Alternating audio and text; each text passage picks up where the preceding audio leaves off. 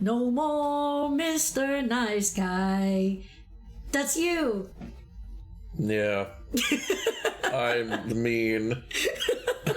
Oh, but I thought your name was Ergo. I'm gonna turn you into a swan.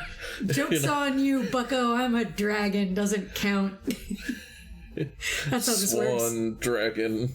That actually sounds pretty cool. Swan dragon hybrid? Yeah. That'd be neat. They already are kind of. They have like if when you have the dragon design with like a long neck, it's kind of a swan-like shape. Yeah. Now this is like our hot dog is a sandwich. This is us going, swans or dragons. Swans are dragons. Swans or dragons, everybody, or dragons or swans.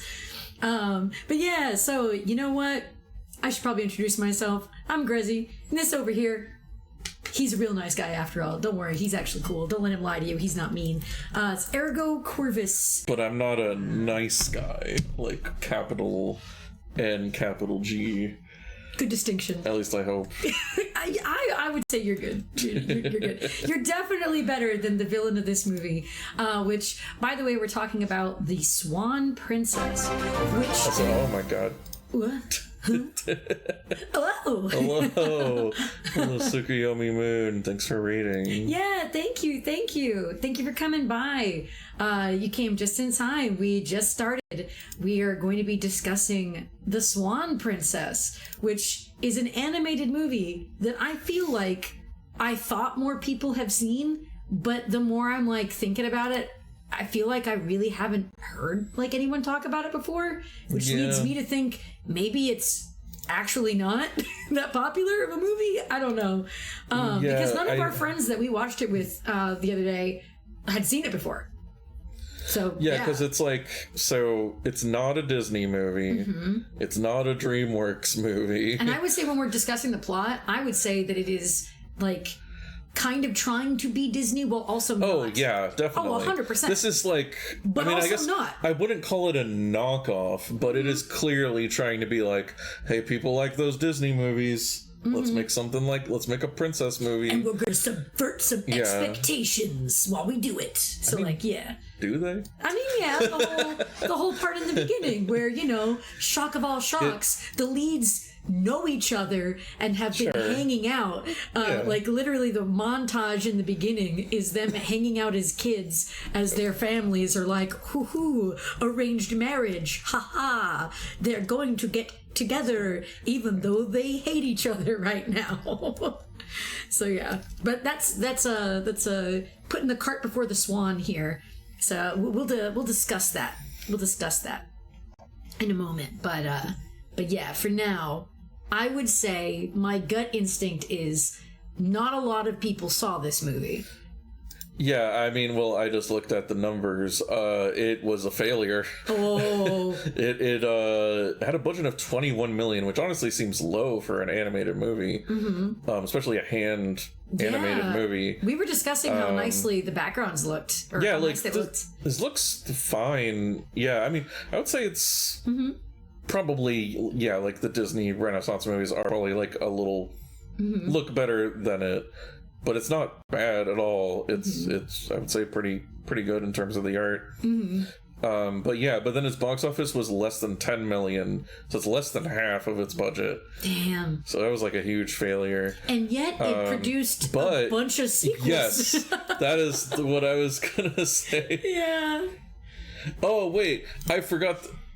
Moon, I'm sorry. Who's this other person? Wait, there's another Moon? Wait. Just with an underscore? Wait, what? Wait. Oh, that's confusing. Really? What? Now I'm just like... Who's the not you? That's funny. Oh, wow. I'm so sorry. Your name twin. I'm sorry for shouting out the wrong person. Your name twin got shouted out. How dare they? That's crazy that there's actually somebody with that name. Oh, I have to wait, apparently. I can't give another shout out. Just take out the underscore, everybody. Don't follow the one with the underscore. I mean, I don't know them. Maybe they're fine, but you should follow this one without the underscore instead. Yeah. Anyway. Yeah, we can vouch. That Moon is cool as heck. They're rad as hell. But yeah, okay, the Swan Princess. So I guess the thing is, okay, I do see here thanks to, as usual, Wikipedia, our source for information. Yeah, it was a box office bomb. It became popular through home video, which is what I was thinking. This does seem like the kind of thing that a lot of parents probably just were looking for, movies to buy for their kids to watch. And they made a ton of direct-to-video sequels, again, kind of copying the Disney format. Or really more like the Land Before Time format. How there were a ton of direct-to-video sequels to that. That's kind of what this seems like, because you have stuff like The Swan Princess Escaped from Castle Mountain, Swan Princess The Mystery of the Enchanted Treasure, Swan Princess Christmas. Wow, they just called it Swan Princess Christmas. Not like Enchanted Christmas or something. And that particular thumbnail for that one does look like a Barbie movie. Yes, that was the other thing it reminded me of, is Barbie movies, where they just put Barbie into random situations, because there's like there's like a pirate one, there's one where there's spies. That one came out much later. That was 2017. Whoa. They're still making these. There was one that came out 3 years ago. Oh my gosh. Yeah, The Swan Princess Far Longer Than Forever. That's how long they've been making these movies. Am I right? Yeah. That came out in 2023. They released 2 movies in 2023. Damn. Because they had A Fairy Tale Is Born and Far Longer Than Forever. So yes, they just absolutely milked the heck out of this swan. Yeah, they did. Got some swan milk. I was just gonna say, I don't like the image of milking a swan, but thanks for that, I guess. Yes. Oh, that cursed imagery.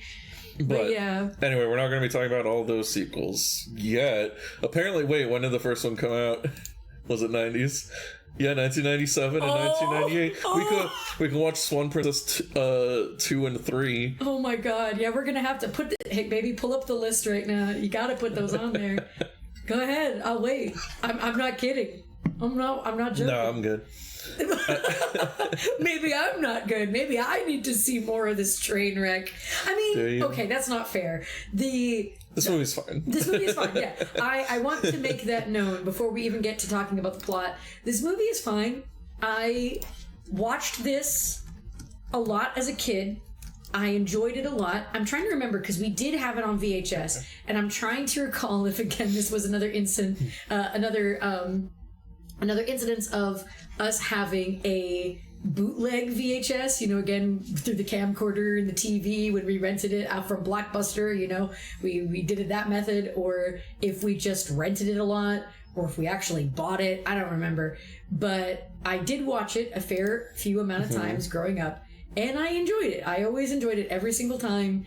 I wouldn't say it was like my favorite movie ever, but I liked it. I liked it a lot. And I remember the great animal always kind of like freaked me out. Like, well, not like freaked me out, but I thought it was like cool. Like it was edgy. I was like, oh, and like edge of your seat, kind of like, oh, that's so neat. And actually, yeah. I will want to speak more when we're talking about the plot.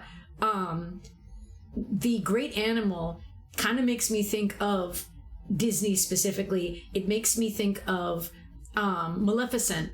Yes. It makes me think of Maleficent. So there's a lot of things in this movie that, as we'll talk about it, that are going to definitely be reminiscent of like the Disney formula and like just Disney movies in general, with a slight little twist. I add that because, like I said in the beginning, they actually took a fair amount of time. I would say maybe too long, because that song was very long, detailing them growing up together, and again, kind of not liking each other throughout the entire portion of the song.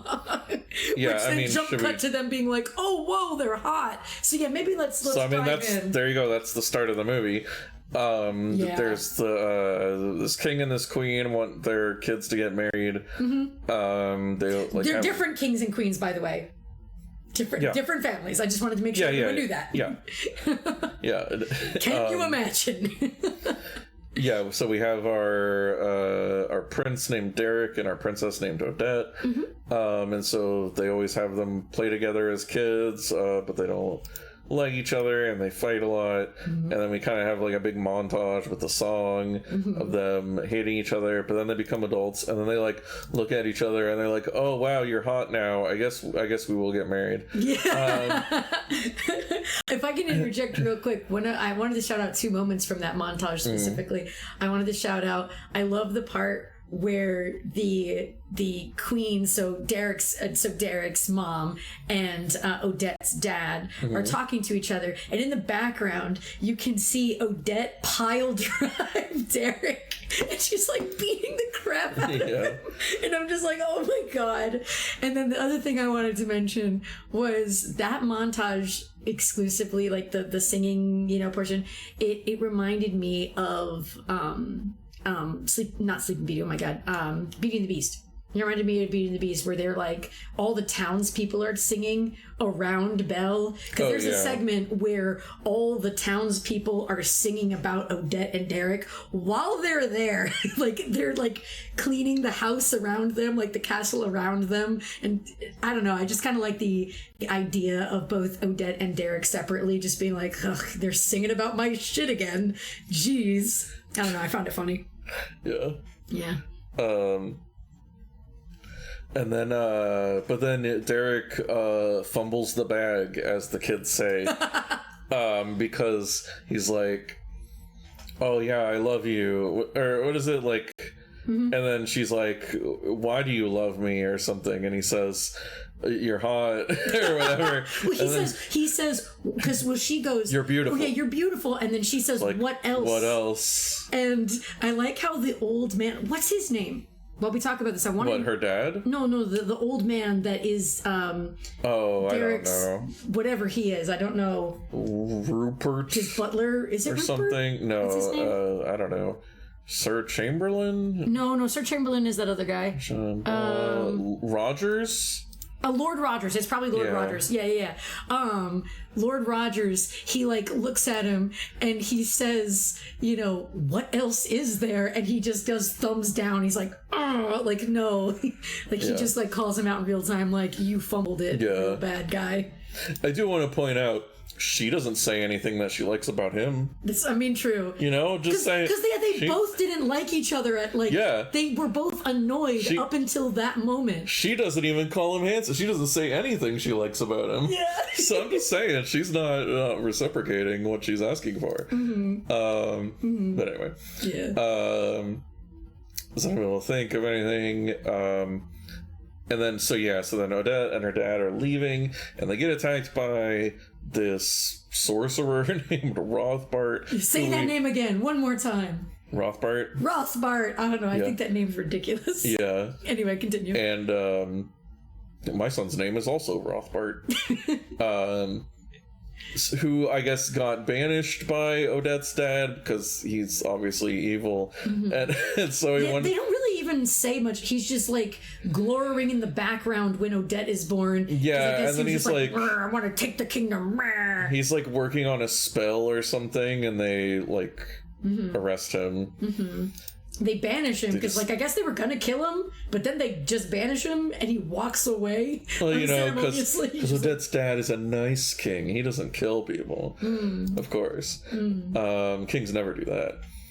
Very uncharacteristic. Yeah, but anyway, he attacks their like carriage and kills the dad and kidnaps Odette. Yeah, to do that.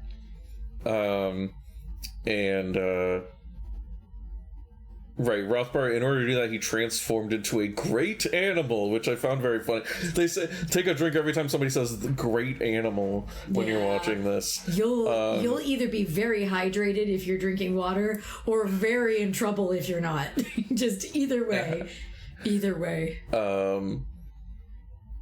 Right, and then so he says to Derek specifically, they were attacked by a great animal, and then it says it's not what it seems. Or is that what he said? Yeah, because he's that's like another asking phrase. For clarification. Again, take a drink every time they say not what it seems. Yeah, they say it a lot. This movie's only 89 minutes long, and they say that a lot. Yeah, Derek's like, what does it mean? And it's like, I think it's self-explanatory. I mean, but the king could have been more specific. Really, he could have been like, instead of saying, there's a great animal and it's not what it seems, could have said, there's a wizard and he transforms. Watch out. Yeah. Like, or even if he just said, a bat. Yeah. Evil wizard. Like, that's 2 words. There you go. Yeah. Anyway, but he kidnaps Odette, and because, of course, he wants to do the thing where he wants to marry the princess so he can get the kingdom. He's doing the Bowser thing. He's basically Bowser, but he turns into a bat instead of a big turtle. And he has a really convoluted way of keeping her prisoner, where... So, okay, he puts her under a spell where she transforms into a swan during the day, and at night, she can temporarily turn back into a human if she, like, touches the lake when moonlight touches the lake. I don't know why he doesn't just permanently keep her as a swan. Well, because he's gonna marry her. I guess. She's gotta be able to turn into a person. Well, I'm saying, why wouldn't he just say, like, I'm gonna keep you as a swan until you agree to marry me? But also, as a swan, we've established... Can he not... You can't communicate with humans? I guess he could make a spell to do that, but yeah. She can talk to the other talking animal. Okay, I guess animals can't talk to people? Yeah, she can't, because they never seem to understand her. I was never really clear about that. I guess, they only understand her when she turns into a... the other animals can talk to her when she's a swan. Yeah. Other than later, she does talk to them when she's a human too, so I don't know what's going on there. It doesn't matter. That's just because she's a princess. I guess princesses can just talk to animals. We all know this. We've seen a Disney movie. Yes. Which again, this is not. This is not a Disney movie. It's not, but it basically is. It's a parody of a Disney movie. I don't know. So they're doing that. Meanwhile, Derek has been thinking about the great animal, not what it seems. He's just walking around repeating those phrases over and over. Everyone's very concerned. And eventually, I forget what idea he gets. Oh yeah, he finds a book. This is something about shapeshifters, I guess. And so I guess he figures that part out. And then he just kind of goes out into the woods with his stupid friend. Wow. What what his character is. He's a stupid friend. I mean, yes, but his name is Bromley. Yeah. Hang on, check if there's an S in there. Okay. There's no S. It's Bromley, but I think they shorten it to Brom. Yeah. Which I think is a Game of Thrones character too. But anyway. Also, speaking of names, just funny. It was funny to me that his name is Derek. That's like the most that gets a point for being 90s for Derek. That does not fit. I do not think there was any prince named Derek in the medieval era. You should look that up. Eat your words. I'm not going to. I'm just going to say that and pretend it's fact. Ah, that's fair. Okay. And then we have we had a sequence where we were like, it's almost like a horror movie sequence where because Odette is in her swan form. I forget what she was going to do exactly. So I'll clarify for you. She was just gonna fly somewhere. Yeah, so the animals and her, they hatched this plan where they were going to find Derek, lure him to where they were the gonna bring him is, back to watch her transform to see her as Odette. Okay, but when Derek sees her, he just sees a swan, and I guess it is a swan with a gold... She has because she's blonde, she has a gold feather or whatever on her head that's very shiny, and so he's like, that swan is weird, I bet that's the monster, and then he starts trying to kill her because he doesn't know it's her. And we were commenting that it's a horror movie thing because it's he's almost Michael Myers or something. He just keeps chasing after them. Yeah. He's unstoppable. They're like, surely we've lost him now. And then an arrow flies right past their face. It's oh shit. Oh my god, he's gonna kill us. Oh shit. But they do successfully lead him back to the lake, and so he knows what's going on. And he tells Odette there that he's going to make a vow of everlasting love in front of the whole kingdom. To break the spell. His mom, because it's been several years at this point. Or weeks, I don't know. It's not clear. This movie does kind of just skip ahead in time sometimes. Anyway. It feels like chunks she's are supposed to have been missing for a while. At least a month or a year. In I Disney don't know. Princess time, it literally could have just been a few days. Let's be honest. But anyway, continue. But basically, so his mom is like impatient that she's like, his mom basically, everybody thinks Odette is dead, basically. Yeah. And so she's like going to hold a big party to set him up with some other princess. Yes. Mm-hmm. Or she invites a whole bunch of princesses to give him options, I guess. Mm-hmm.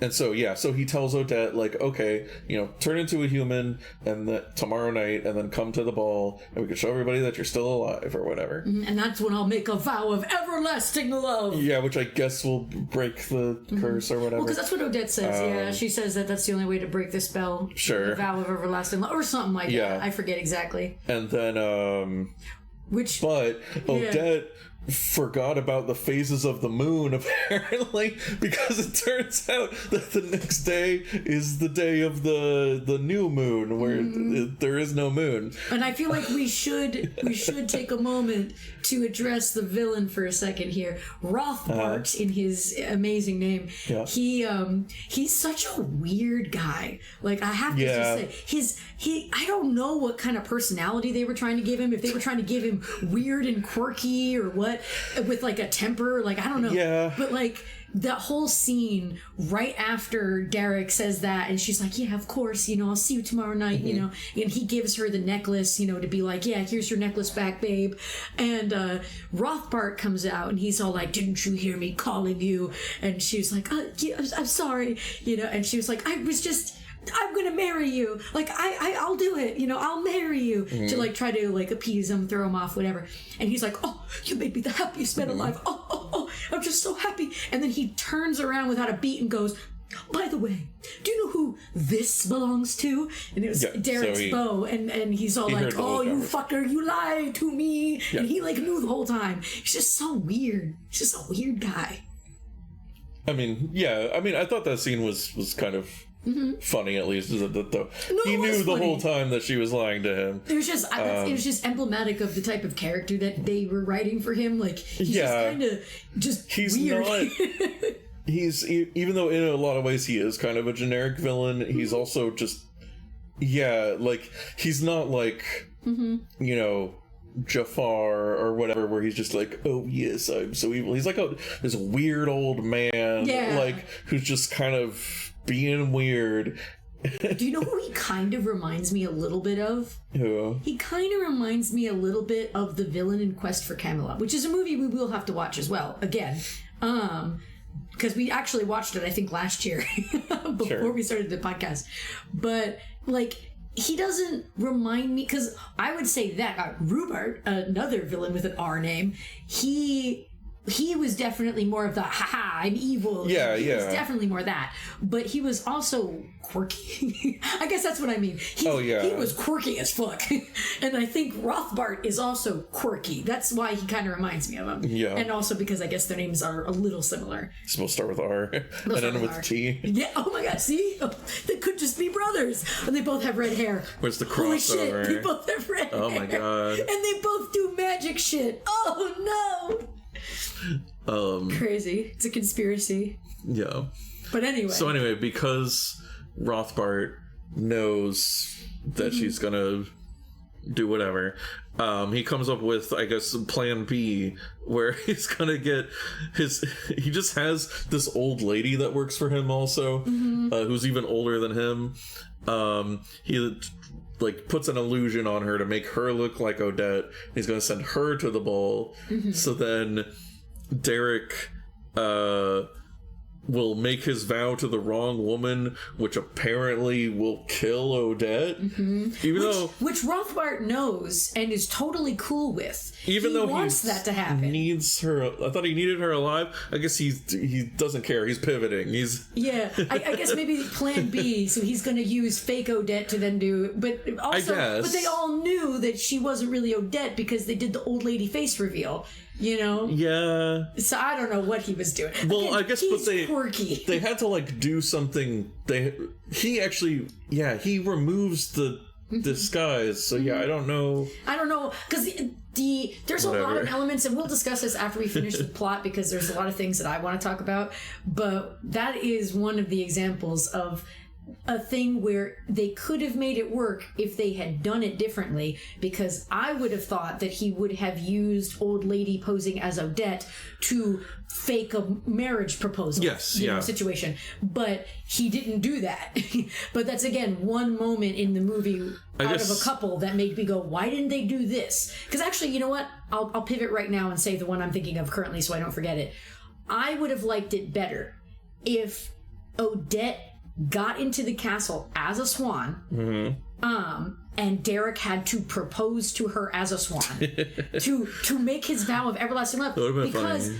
That would be because a big part of the movie, again, as we mentioned earlier, was the whole "what else is there?" Do you love me for more than your beauty? And so here would have to be, Derek looking at a swan, a literal bird, and saying, now, to be fair, I love you. Swans are one of the hot birds. They are pretty hot, yeah. But still, even then, it would have forced him to have to go like, look, I don't care how this seems. I don't care what you look like. Yeah. You could be a bird forever for all I care. I love you. I make a vow of everlasting love. It's the, would you still love me if I was a worm? Yeah. But they would you still love me if I was a swan? Yeah, that they didn't do that. They just Odette was just banging around on the windows for the and also duration. that would break the spell. That would break the curse anyway. So yeah, she doesn't even need to be in her human form. Exactly. But I will say, Rothbart, to his credit, keeps her from getting in there. Yeah. The castle, I guess. Well, he holds her hostage. He holds her hostage, but then the castle. She does break out. Keeps her out. She breaks out, but then she's just too late. She's too late, yeah, and she can't break through the windows. And then so then she's dying. Like we said, they reveal that Derek fucked up. Yep. Again, I guess just because Rothbart wanted to fuck with him. I don't know. He's quirky. He's quirky. Quirky as hell. He's like, forget about the marrying her thing. I want to kill her now. I guess maybe because she kept rejecting him, so I guess maybe he just was angry at her. Yeah. And then along the way, Derek has to fight Rothbart. He turns into the Great Beast. The Great Animal. Sorry. Great Animal. Which is a kick-ass, oh gosh, what do you call it? Is it a vampire bat? Or, because it's like a fluffier bat.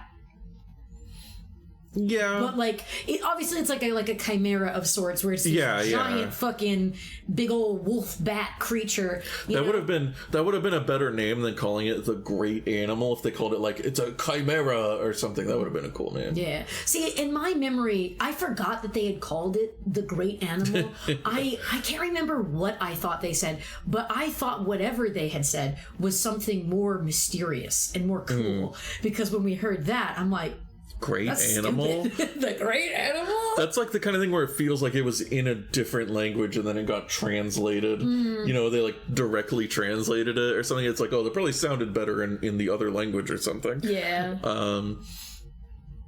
But yeah, he kills him, and then, he's crying over her dead body, and then he finally confesses to her, and he does actually name other things, what does he say? Your courage. He's like, I love your kindness and your courage. And your courage. And he That's all he had to freaking say in the first place. Yeah, exactly. But again, I do want to point that out. I mentioned it with our friends in the Discord chat. I liked that it wasn't like a lip lock kiss, that he kissed her forehead. Because she is sweet. She is dead. Well, I mean, and unconscious. Yeah. Yeah, no, that's what I'm saying is it's like the Sleeping Beauty thing of it's kind of rude to kiss a girl on the lips when she's asleep. No, you're so valid. You're so valid about that. A forehead kiss is a little less, violating or whatever. Yeah. Even though obviously she, in this case, it's actually wouldn't have been as bad since she.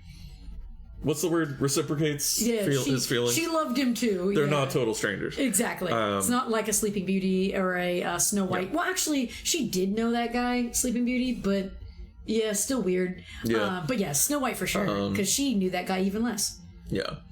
But anyway, what? Anyway, that brings her back to life. Yes. She's not dead anymore. And they get married and they live happily ever after. Mm-hmm.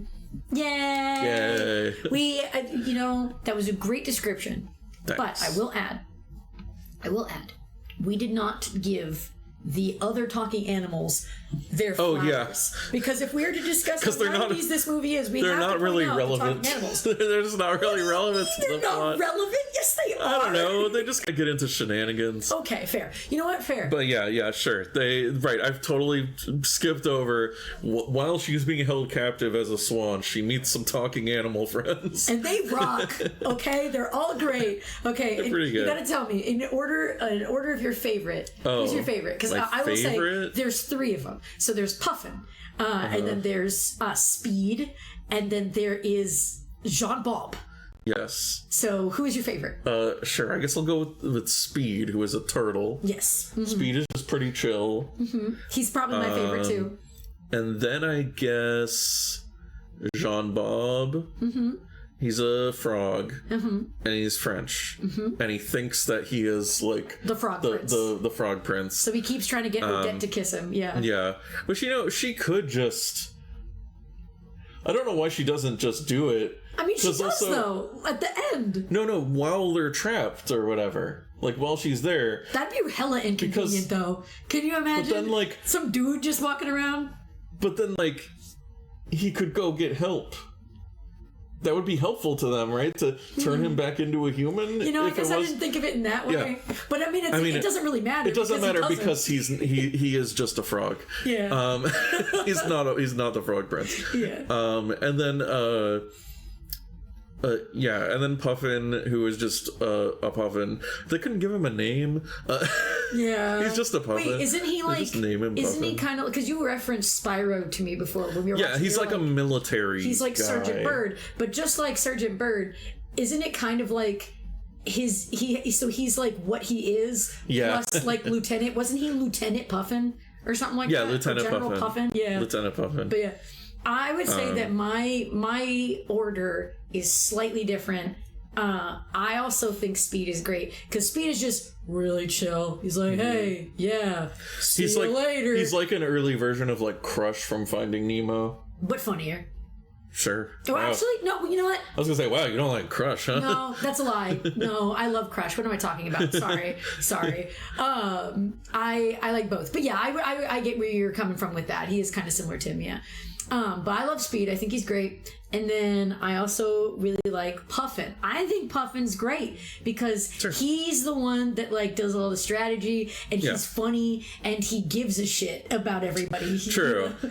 Jean Bob is annoying. Puffin, I guess I just thought Jean Bob was a little funnier. I thought Puffin was like a little one note because it's just he's military guy. Well, see, I like the part where the horror movie part where Derek is chasing them around. I like how he's like, oh yes, so we have this technique, you see, and he like takes these berries and he rubs it on his chest and then he goes and then he falls down and he's like pretending to be dead. Just the expressions and the way he does it just made me laugh. I love it. But yeah, they're all pretty cool in their own way. And so that was the main thing is when Puffin kind of helps her not get killed by Derek, and then at the end when she's locked up in the tower. Yeah, the 3 animals all kind of work together to help get her out. Yeah. So they do have some relevance to the story, I suppose. They do. And they help out a lot. And you know what? When you're trapped, in some dude's backyard or whatever, it's great to have friends to keep you company. Especially when they're trying to break you out. So like. That's even nicer, Yeah. But yeah, so this movie, I will say, Lieutenant Puffin. Okay, that's what it was. I see it on the wiki now. Yeah, that's what I said. Puffin. I didn't hear you. But I think that this movie is good. It is not as good as my memory wanted it to be. Like, I don't think it held up to that standard, but it is still good. I liked the animation a lot. It was very well done. I know that you and our friend Rain were talking about how Derek's long boots looked like they were drawn backwards, and I didn't really notice that until you guys brought it up. I just wonder. I wonder if maybe that is actually the way they're supposed to be. Like, I don't know. It's like because Derek's boots, they're long thigh-high boots, and then in the back they have like a V like formation. Yeah. And I know you and Rain were both saying that in the media that you've consumed, it's usually the other way around. But I guess I'm looking at all the pictures you're looking up, and it seems these are on the side. Yeah, I guess it was just. So actually, it's both. They're both wrong. Yeah, that or just there was different forms. Different shoes, different Yeah, because usually it's like there's like the kind of opening where like the laces would be, like this one is on the front. Yeah. So it was just funny to us that like they were. Oh wait, that one looks like it's on the back. Hold on, this one here. Oh yeah. Or that one's like a Velcro thing. I don't know what's going on. Anyway, it doesn't really matter. It was just funny. Yeah. But during that part, like. You guys were mentioning that, but also that segment was beautifully animated. Like the backgrounds were so good. Like, oh my gosh, you could tell that it was like hand drawn or something. Like it was very nice looking. I think the characters are good. I like Odette and I like Derek. I remember our friend in the beginning was going like, don't know if I could say I ship it. And I agreed with him because like, yeah, in the beginning, Derek is definitely kind of a piece of shit. But also to your credit, Ergo, Odette also doesn't voice anything aloud about Derek. She doesn't say anything, but she also doesn't say he's hot either. So, we're left to be unsure. We don't know what Odette sees in Derek. But the point is, though, he's really good at archery. Like, yeah, there you go. There's good character development, I would say, with Derek. Like, I feel like some of it is skipped. We don't really get to see it because they don't really give us much of a reason outside of the fact that, actually I do take that back a little bit, because there is a part where they're getting on him because they're like, really? That's what you say? There's nothing else. And he was like, I choked. I didn't know what to say. Yeah. I don't know how to say it, Right. It's not even that he doesn't like her for anything else. He's just anxious. That he just doesn't know how to say it. Yeah. Guy's got anxiety. Which I can relate to. Yeah. I was just going to say. I don't know how to say things. Ergo has trouble with that sometimes. Yeah. But I feel loved all the same. So thank you. Yeah. But yeah, so like there's that. Which I do like that. I like that Odette and Derek really are. What's the word? Deuteragonists. What? It's when you have multiple protagonists, I think. Okay. They're both the protagonists, which I think is. I just always think that's kind of neat when you have more than one person that you're kind of following. Yeah, no, I like that too. Because they're both. They're each both working on their own things to get to the climax of the film.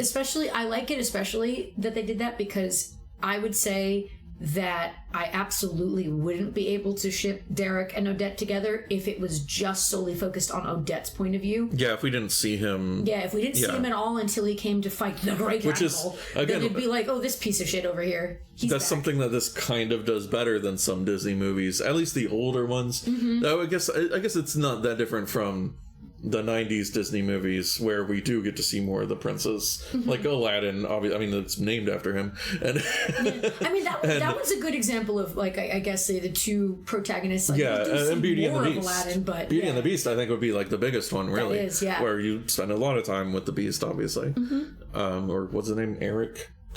The prince's name. So Eric is Ariel's prince. That's Prince Eric, and then oh gosh, I know his name. The Beast. Adam? It's Adam. There you it's go. Adam. Prince Adam. That's what it was. Right. Yeah. I suppose her name isn't Eve or something. Gosh. See, here's the thing. I will say, like, I'll save this for when we talk about Beauty and the Beast. Yeah, we'll get there eventually. But I will have to say, I want to sit here and say right now, everyone always says that the Beast is hotter. And I'm not disagreeing about that. Because even the animators, when they were making it, they knew the prince's design would be not as satisfying because we didn't grow and learn and watch him in that form. But I think that Prince Adam is still kind of attractive. He's not like drop dead gorgeous. I think it at least it at least would have been kind of funny if they made him at least just like a little hairier, maybe. Yeah, give him a beard or something. Make him like a bigger, like a muscular guy or something. If I remember correctly. I mean, sure, but I mean, like I'm saying, like thicker, like make him like a big lumberjack guy or something. Like that would have been a better design. Yeah, that would have been cool. But yeah, I just wanted to say, no hate on Prince Adam. I think his design is fine. I think it looks good, and I think some people are overly critical. But what about Derek?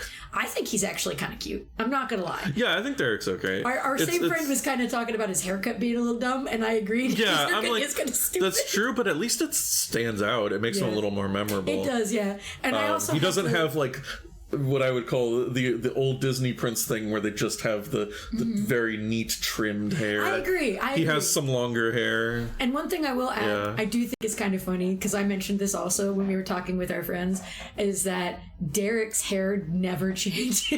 True, yeah. He's the same haircut. But I also want to say, like, he's got consistency going on. Good for him. But I will say for Odette, which I think I think personally is really fun.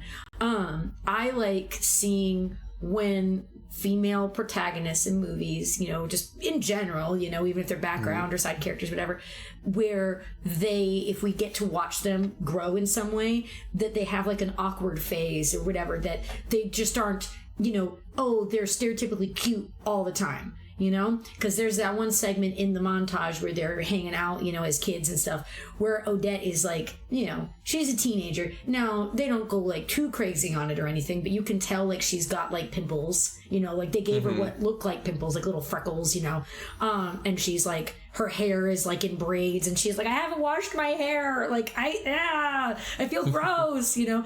And I'm like, oh my god, that's great. I love seeing that. I think that's fantastic. The show the awkward teen, you know, Odette, if you will. Again, Derek looks the same, just slightly taller.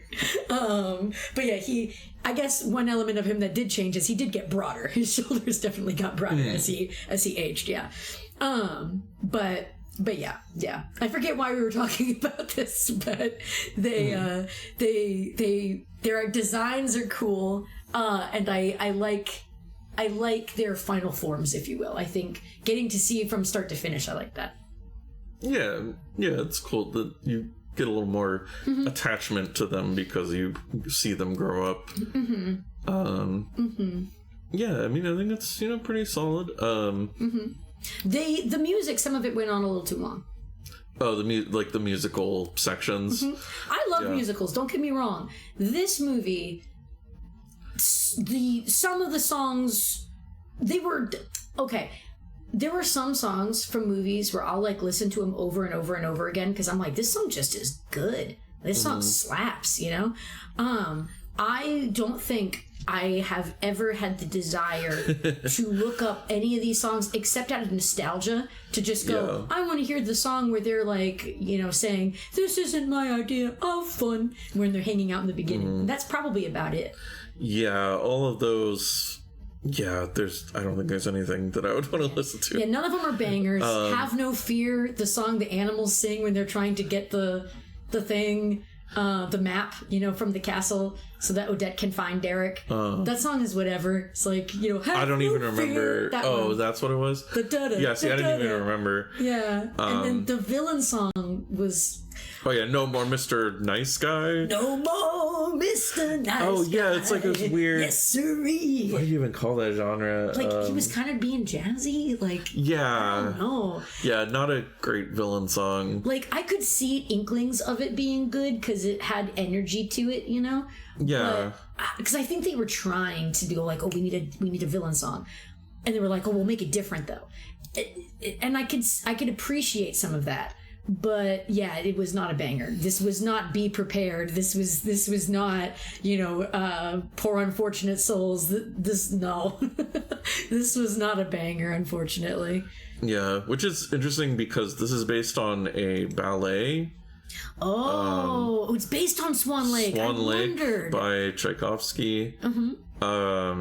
It did give off, the music did give off a lot of like stage performance vibes to me. Like, I felt like that would have suited it better if it was like on stage. Yeah, I'm assuming that the music, here's a section on the music. Right, lyrics to songs for the Swan Princess. I'm just wondering, like, that's more about like the musical ones. Did they just use music from the ballet? I can't really... Oh, interesting. See, so Karen James of the New York Times noted the melody of Far Longer Than Forever echoes the first 5 notes of Beauty and the Beast. Wow. Yeah, we also noticed that because there's like and then it goes into something else, but it is very funny. Yeah, that's funny. And then so mandatory big ballad, extremely annoying. Wow. Far Longer Than Forever was nominated for a Golden Globe in 1995 for Best Original Song. Wow. Don't know if I don't think they won it, but just says nominated. Yeah. Which that song was alright. I didn't really see anything about if they... I'm surprised that they wouldn't use stuff from the ballet, but I don't really... It just says it was composed by... See any of it written there, yeah. Lex de Azevedo. It doesn't really say. So maybe he was influenced by the ballet. Just Wikipedia doesn't specify. Sorry, I know my research, my really thorough research. Yes, far extensive research. So the other just interesting thing about the making of it that I wanted to get out is that this is directed by Richie Rich. I mean, it's Richard Rich. I don't know if he's related to Richie Rich, but he is a director from... I think we've talked about him before.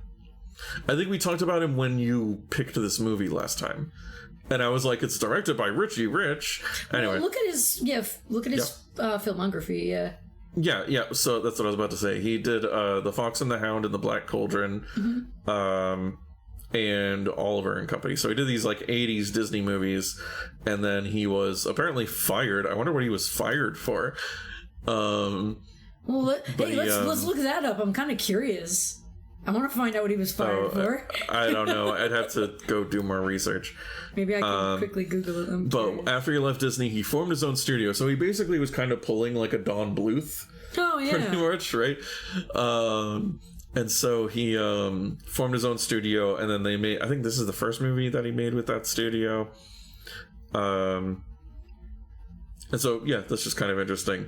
And then this was like kind of a failure, at least in the theaters. But then he just kept making all the direct-to-video. I guess maybe when this succeeded coming out on video, maybe that's what made him think, I'm just gonna make a bunch of direct-to-video movies now. Because I think he continued to direct all of those, or a lot of them anyway. And then he also did some other kind of like weird direct-to-video stuff. Like I think we've seen somebody on YouTube talk about this, Alpha and Omega. I think it was Saberspark. Yeah, it's like this like CGI wolf movie. So he did those, and he did some other random stuff. A bunch of those, and then a bunch of Swan Princess movies. Stayed consistent. Oh, that's basically I watched the shit out of that growing up too. Oh, yeah. Is that on our list? Because it's 1999. I guess it could be.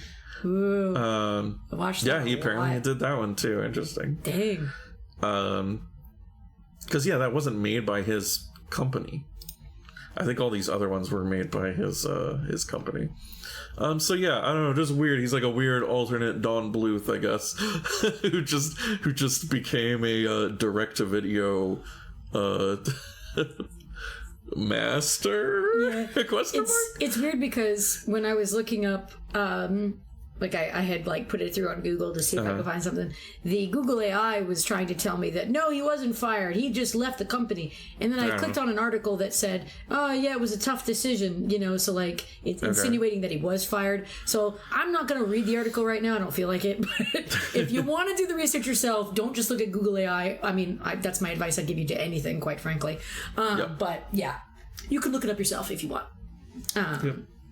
It's apparently on another website. Some Deadline or whatever. I don't know what that place is. But yeah, anyway. I think that's all I really wanted to talk about with the movie. Yeah. So we gotta decide how 90s is. I guess, yeah. So I was trying to think if there was anything else I wanted to get out really quick. Oh, yeah. I guess the only thing that I really want to say before we get into any of that, discussing like how 90s it is because I had mentioned that I liked this movie. That's what I had said. I liked this movie, that I thought it was good. It's just, there are some parts of it. It kind of reminds me of the first Mario movie in the way that I like wrote like a way too much of a, I guess, a script doctor or whatever of how I would have like re-gone with the Mario movie. And I feel like I kind of would have a similar take with this movie, where I wouldn't probably write as much to change, but I would probably insert different things to like maybe help some parts feel a bit less lost, to like kind of bridge the gap in between things, because like the part where, you know, Derek thinks Odette is dead to when we go back to Odette as a swan, it's kind of like, what the fuck is going on? What? Like, I'm not saying I need my hand held through everything, but I don't know, it just is very jarring. There's a lot of little moments in the movie kind of like that, where you're just kind of like, wait, what? Like, wait, what? Because I think even our friend was saying the same thing when he was kind of mentioning, like, yeah, it does kind of feel like we have skipped some moments. Because I was certain that there was a part that we had skipped, because we were having some trouble just, like, watching the movie in general. We were just having trouble with our setup. But I later found out the part that I was thinking we had missed was actually a scene that came later. And I feel like that scene, I don't know, it was just like, oh, it makes sense for it to have come earlier, but I guess it makes sense for it is now. I don't know. The point is, there are a lot of little things that I felt like could have just made the movie feel a bit more coherent. And that would have probably bumped it up better for me, is if it was a little less lost in some of those places. Yeah. And if Rothbart had a good jammin' villain song, you know, that would have definitely brought it up there, 100%, but it was just mid. That being said, 90s qualities. I would say talking animated Disney characters. We have to do, talking animated characters that are animals. How do we want to say that that is a 90s trope? Because I know that Disney definitely popularized it, but like that was happening, like Oliver and Company, that was in the 80s. Right? That's what you were saying? Oliver and Company was 89 or something? But like, would you think that it would have been something to popularize from the 90s? Yeah, that's definitely something in the 90s, of having like animal friends. I mean, that's different from, because Oliver and Company it's entirely a cast of animals talking to each other. But yeah, I think the idea of having the protagonist having little animal buddies is definitely a 90s thing. Like, you know, Aladdin has Abu. I mean, I know he doesn't really talk, although he does kind of talk, but anyway. And just, you know, Ariel has Flounder, and, you know, just the idea of the character having like, oh, there's a little animal that's with them. That does feel like a 90s thing to me. And it's something that's obviously, it's been around before and it's been around after, but it was definitely very popular in the 90s. Okay. And I would agree with you on that. I didn't want it to come across that I was like disagreeing. I was just like wanted to play devil's advocate with that. But I do inherently agree with you though, that we did see a lot of that in the 90s. So I would give it a point for that. I would definitely give it at least a point for the talking animals. Okay, so far it's at 1. No. What was the point you were giving it for again? Earlier you had said like it gets a point. I mean, maybe I was talking about the animal thing. I don't know. No, I can't remember. Oh shit. I mean, I think just the fact that it is funny that we did this before doing any of the Disney Renaissance movies. Yeah. When this is kind of a you know, obviously trying to ride the coattails of those movies. But what year did this one come out again? 94. 94? So this would be, after the Renaissance started with, the Renaissance started in 1989. No, with, Little Mermaid, right? Little Mermaid, was 89. And then like Beauty and the Beast was 91. So I feel like it gets points just for that. Just the fact that it's trying to, it is literally trying to be a 90s Disney movie. It definitely gets points for that. Obviously it takes place in like medieval times, so we don't have like 90s technology or 90s plot stuff going on. But to that point though, setting, I guess this is another thing that we could discuss. Because of, you know, Disney Renaissance especially, those movies being so popular in the 90s, would we classify that kind of setting as being intrinsically 90s because of the Renaissance era? Because I could see points for both. Like I could see, yes, and I could also see no. And like for no, I guess it would be like, well, these adaptations of these popular things, like stories like Hans Christian Andersen tales and like Grimm's fairy tales, the ones that Disney popularized when they were making their films. All kinds of studios have like made movies based on those. A lot of them trying to be knockoffs of the Disney versions, like to be fair, but you could make the argument that we've seen it before. But then again, like you were saying with Talking Animals, they've done it before, but we know it a lot from the 90s, so would we use that same logic for the environment, would you think? I don't know, because even then I'm thinking like Beauty and the Beast is the only one that's really a similar setting, right? As far as 90s Disney movies, because then we have, like Lion King obviously is just out in the wilderness, and then what are other ones? Aladdin is in the Middle East, which I mean is still maybe like same era or so, but very different setting. Yeah.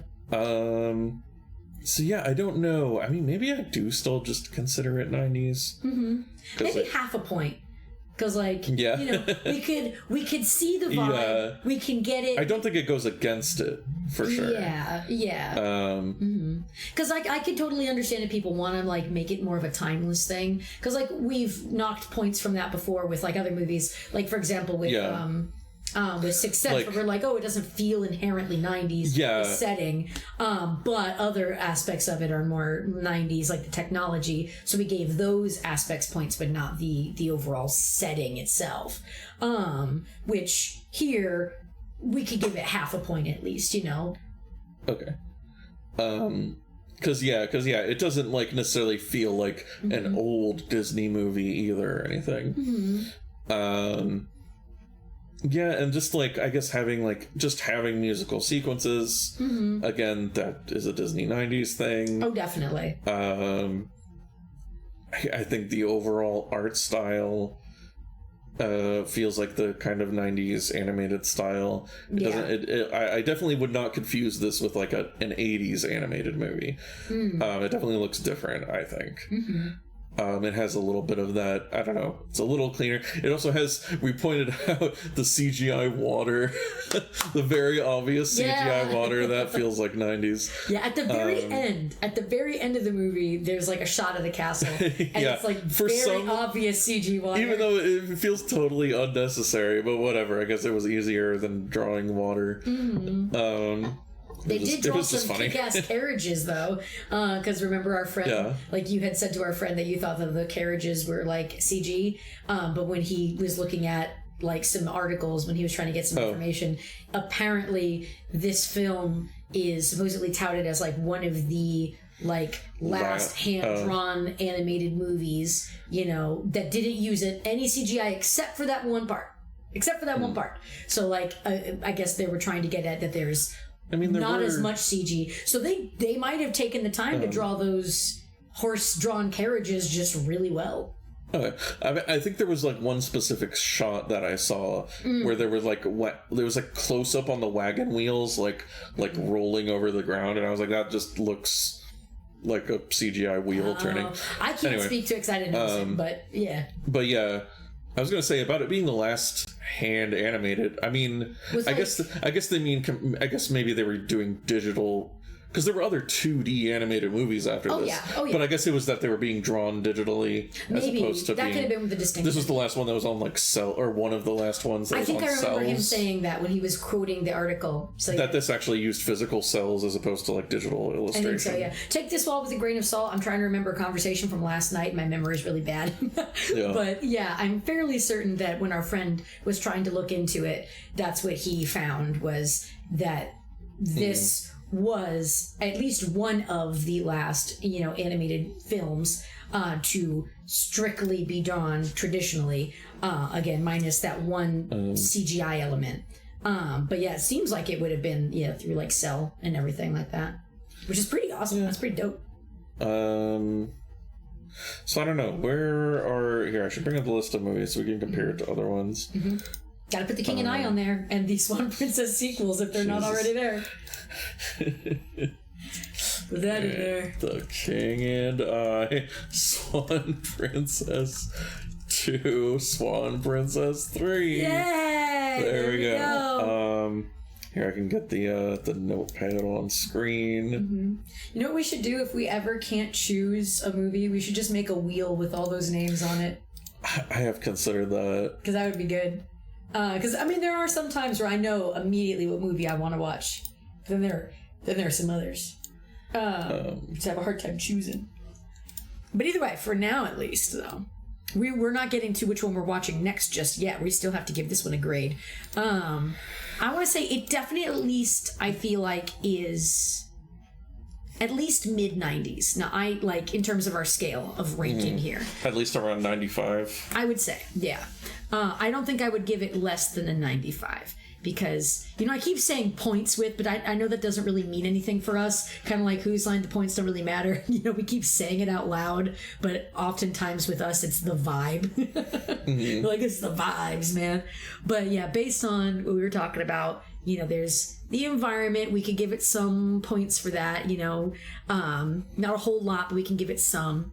The music, the fact that it's an animated musical, is very 90s coded, because it harkens back to 90s Disney movies. It's very much got a Disney kind of style to it that is trying to maybe invoke that style from the Renaissance. So already, if we are going by points, we're going for at least a 93, with just that. And then there would be some other factors that we haven't really considered yet, potentially voice work and stuff too. Have we we haven't really looked. The only noticeable person in the voice cast is John Cleese as the frog. Which I would say, so I know that John Cleese and the Monty Python crew, I would say that people would probably argue that they're more 80s, but John Cleese, 70s. Or 70s even, yeah. John Cleese has done a lot of animated movies, actually. Yeah. So there is a potential argument to be made that he's kind of known for that. Yeah. I don't know, but it's just him, and I don't particularly... Well, see, I'm curious, if you look at any of them, if we click through a few of them, I'm curious if we will see any other ones that we recognize if we look at the actual list. This one, I don't know. Oh, she wasn't in a lot. Prince Derek's voice actor. He's really good at saying Odette. He's screaming it. You're like, Odette! I will give that guy credit on that. Was in a little more. He's just additional voices in Hunchback. Ooh. South Park, apparently. He's a background voice in Beauty and the Beast Enchanted Christmas. Aww. Yeah, he's not in a lot. Was he in more TV? Seems like it. Days of Our Lives. He's in ER. Or wait, that's 80s. Yeah, ER. Yeah, unfortunately. Rothbard. I do recognize this name. I think this might be an old movie star guy. Jack Palance. Yeah, got some... Oh, he was in a lot of stuff. Yeah, he's an older kind of movie guy. We're here in the 90s, though. Let me just look, because I'm curious, depending on what he's got. Oh, he was in City Slickers 2, The Legend of Curly's Gold. Oh, and Cyborg 2. And Treasure Island. The Legend of Curly's Gold. Yeah. Yeah. Oh, he was Long John Silver in that Treasure adaptation Island. of Treasure. It's not Muppet Treasure Island. Yeah, so I don't care about it. It's not. He's not Tim Curry. God, I love that movie. And of course, John Cleese, Stephen Wright as Speed. Mm-hmm. He's a comedian. Yeah, because he did kind of sound familiar to me. Oh, Babe, Pig in the City. Whoever Bob is. No, cool. Yeah, just a lot of these people are not really. Yeah. Not really a lot of big people. Can you humor me real quick and do me a favor and look at John Cleese? I just want to see in the 90s just how much he did and how prolific those roles would be. His Wikipedia article is much longer. Here, there's a thing that says, 89 to 99. Hold on, again, I was trying to find filmography. Oh, there we go, there it is. Oh, right, of course he has a separate, he has a whole other page just for that. Of course he does. American Tail. Oh, right, he was the cat in that, right? Oh, he's the cat in that? I love the cat. West. I love the cat in that movie. Some other stuff, he's Dr. Julius Plumford in The Jungle Book. Huh. Wait, oh, that was the live action one from the 90s. That's a whole nother thing. Same year, 94. The Wind in the Willows. He's an ape in George of the Jungle. Oh. He wasn't really in that much. No. Honestly. That's fair. Has it been more recently, I guess, or 2000s era? Yeah, starting in the 2000s, he started, I feel like he started. He started doing a lot more there. A lot of stuff. Yeah. A lot of voice work, yeah. Okay, so yeah, can't give the voice talent too many 90s credits then. Yeah. And then with the director though, with the Richie Rich guy, or Richard. Oh wait, was Richie Rich the guy who? Okay, I'm thinking of the Casper movie for some reason. No. Was that a different guy though with a similar name? Or am I just like losing my mind? I could honestly be losing my mind. Casper. Brad Silberling. Oh, I don't know what I'm thinking of then. Yeah. That's weird. Okay, well, either way, I'm going crazy in my old age. I just had a birthday recently. Yeah, so, you know. But the only thing this director has done is, well, again, he did like Black Cauldron and Fox and the Hound, so he did do some pretty big movies, and then he did this, and then after this movie, he just kept making sequels to this movie. Yeah. He like I found my niche. And I think there was like the one other thing that I saw that he did. What was it? He did do like one other movie. Oh, The King and I. Yep, The King and I. The King and I was like, he did like a couple just random animated movies. But yeah, he really didn't. I feel like he doesn't really earn any 90s points. Yeah. Because he just made this movie in the 90s. So I know I was saying like mid 90s. So I guess if I were to lower it, just because, hey, this movie also came out in 94, and you know how much we love doing that, there is a part of me that is tempted. I could be persuaded to go 1 point lower and be 94. But what do you think? Do you think it deserves like a 95? Or do you think it deserves to go higher than that? Like, based on vibes? I'm wondering if it should be 95. That's what we gave Muppet Christmas Carol. That's what we gave Mission Impossible. What do we give 94, just for reference? We gave We're Back a 94. Okay, that actually could be an interesting reference point. I could see comparing it to We're Back. Yeah, so you were thinking maybe 94? Possibly, but again, that's just if you go based purely on like, okay, we're counting this, we're kind of counting that, like, you know, that. But like in terms of vibes, I could be persuaded 95. That's how I feel. I feel like 95. Sure, I guess like it feels like it is 90s, but it's not like so inherently 90s. It's crazy, you know. But that being said, I could also see where you're maybe coming from with We're Back. I mean, that movie was not as fun as Swan Princess, so I'll tell you that. But again, like, we're not ranking it based on what we like if we liked it or not. I can see Swan Princess being 1 point above We're Back, just based on the fact that it is a princess movie. Yes, and we did get a lot of it has the vibes of a 90s Disney movie. Yes. Whereas We're Back is a little more weird. Yeah, a little. I would agree. But yeah, I'm comfortable with a 95 if you are. There you go. Yeah. Because like I said, I could go for 94 because I like how, it came out in 94, it's 94.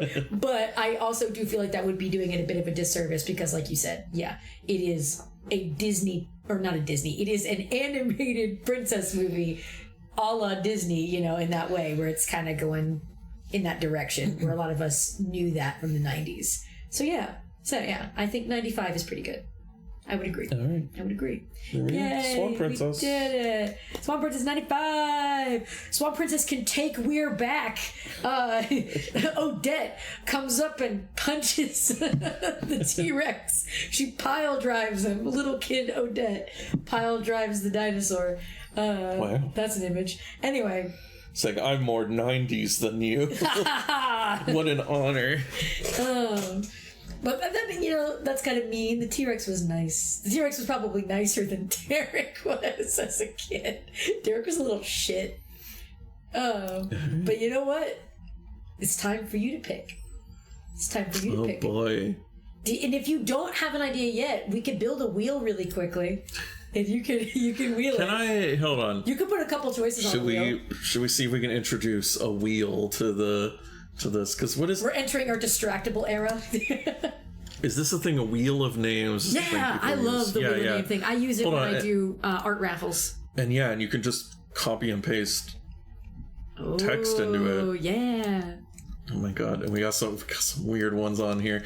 So I don't know, there's some I don't know if I would want it to land on those. That's true. See, what I would say, if you want for now, you could always put in a couple names if you wanted to test it, but... No, I'm putting them all. Alright. Okay, maybe except Swan Princess 2 and 3. We don't need to do that right now. Maybe not King and I. We just added those.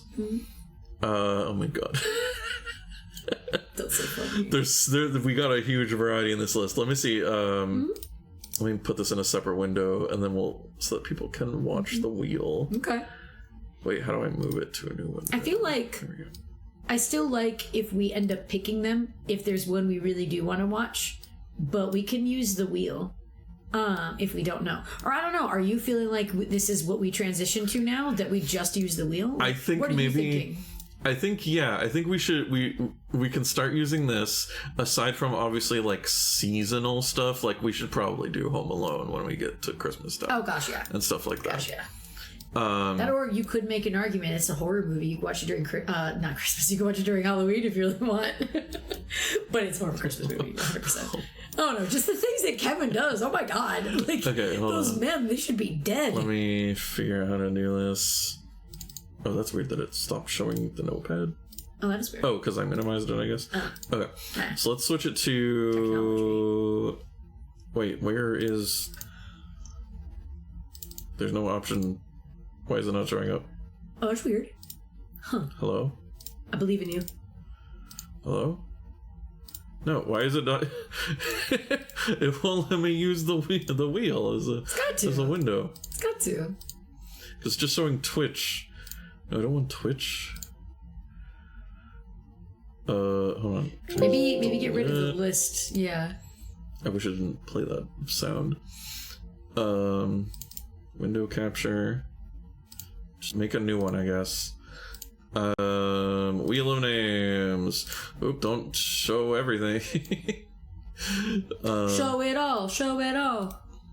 Hold on, how do you like crop this again?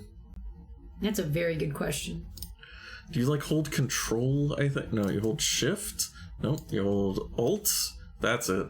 There you go. All right. Nope, don't look at my bookmarks. Or look at them. Everybody specifically look at them. It doesn't really matter, I guess. And speaking of, it doesn't really matter. You can't read any of these names, I'm sure. Until one of them gets bumped up. Get really close to your screen. There's so many names on here. Okay. Are we ready to spin it to win it? I'm scared. You're scared? I'm scared. What if it picks something I hate? Well, then we'll find out. I should say, should we enact a best 2 out of 3 if there's a situation where it lands on something and we're just like, oh god, no? I guess if you really want to veto it, we could try. But anyway, let's see. Let's do it. Let's see what happens.